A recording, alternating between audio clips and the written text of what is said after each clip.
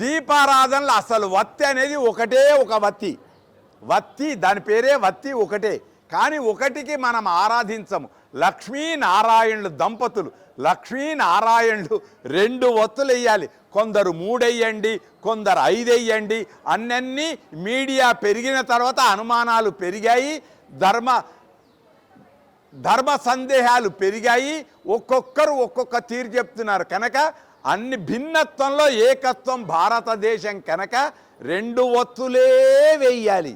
గుర్తుంచుకోండి, 2 ఒత్తులే. ఒకటి లక్ష్మీ నారాయణ స్వరూపం, అంతకంటే ఎక్కువ లేదు.